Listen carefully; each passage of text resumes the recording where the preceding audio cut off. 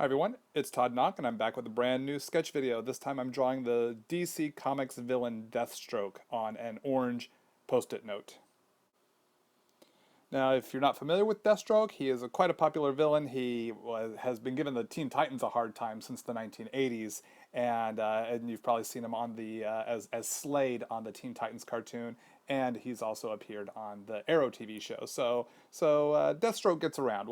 He's a really great bad guy in that sense. So right now I'm just doing the pencil roughs here, the roughing in the face and the helmet and some of his gear, and then we'll move it into the inks and the colors as well. So just wrapping up the pencils here. I don't have to pencil quite so tightly because I know what I'm going to do in the inks. So I just give myself enough clues and enough breakdown of the shapes so I know what it is, what I want to be the final lines for when I get to the ink. So I get the basic structure down to start with, and then I'm just going to tighten up a little bit here and there.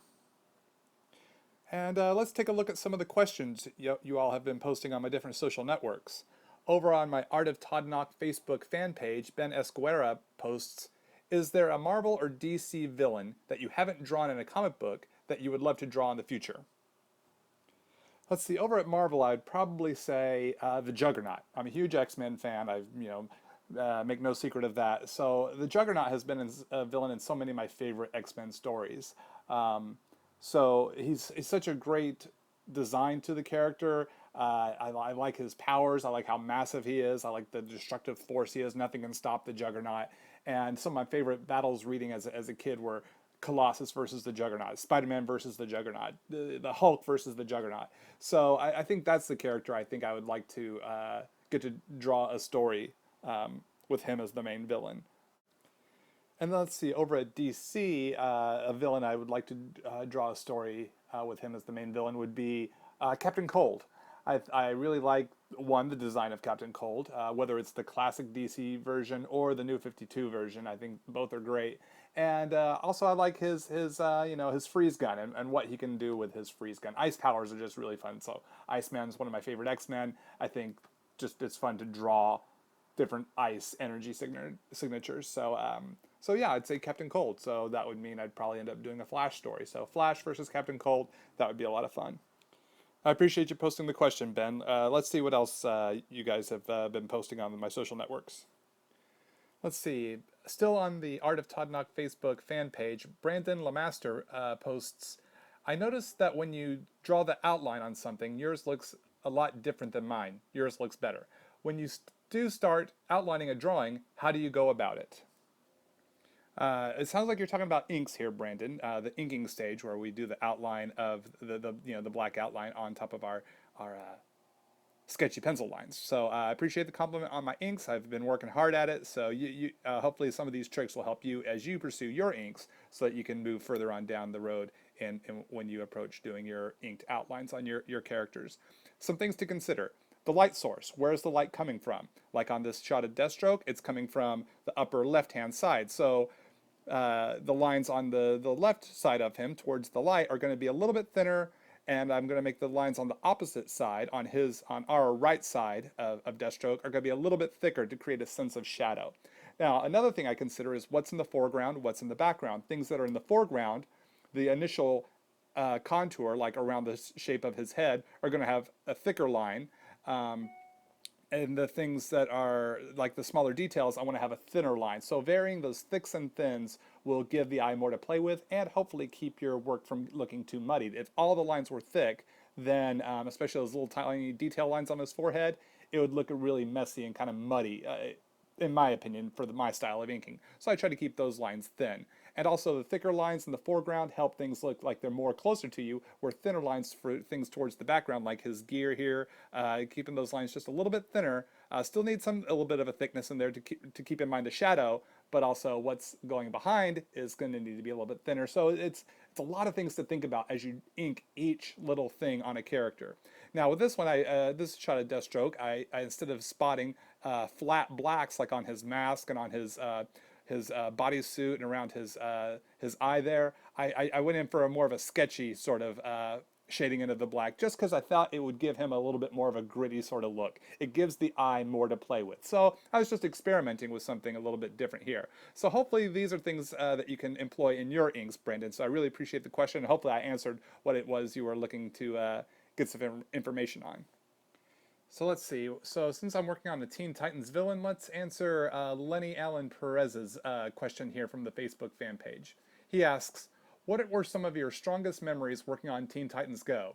Before the comic was abruptly ended, what other storylines were we going to see, and had you started on any of those storylines before the series ending was announced? Thanks for the question, Lenny. To get everyone up to speed, Teen Titans Go was the comic book based on the Teen Titans adventure cartoon, which I drew for pretty much the entire run of the book. I did well more than half of the run of that comic series. Now this was before they relaunched the cartoon as Teen Titans Go. So the original Teen Titans Go was actually the comic book based on the first cartoon. So, and I got to draw that series with writer Jay Torres, who is a great friend and a really fun writer. So some of my memories of the working on that series was Jay Torres would often write us in to the story, sometimes very blatantly, where you know it's me or him, but we've also hidden the editor in the story. He was a Kinko's copy shop guy. I think we did chibi versions of ourselves in that series, so that was a lot of fun. As well as creating the Teen Titans cartoon version of DC Universe Teen Titans comic book characters for the comics. So like Knight Rider and Mirage and characters like that. And I got to design the Cassie Sandsmark version of Wonder Girl, which is the Wonder Girl I drew in the original DC Universe Young Justice series. So getting to design the Teen Titans cartoon version of Cassie Sandsmark was a lot of fun, because she's one of my favorite DC teen superheroes. Now, when this series was going to wrap up, the original last issue was going to be issue 50. So we were already gearing up to end with issue 50, and then we got an extra 5 issues. So we got to come up with 5 new stories to add to the series. So pretty much we got to tell the stories we had planned to tell, and there wasn't anything left undone. In fact, we got to make up some new stories to finish off the extra 5 issues of the series. So technically, everyone got a bonus 5 issues, because the series was originally supposed to end at issue 50, but we went to issue 55, which was pretty cool. And of course, it was always fun getting to draw issues that had Slade or Deathstroke in them, as well as getting to introduce his daughter Rose Wilson, aka Ravager, into one issue, which was very well received. So thanks for the question, Lenny. So as I've been working on the Copic marker stage here, you've seen that I start in with like a base shade. I come in then with some darker shades, blending in these different colors, these different shades of a color to create the shadows and the depth. And now using lighter colors to bring in from that base color into the white or the open area of the paper that I leave for the highlight.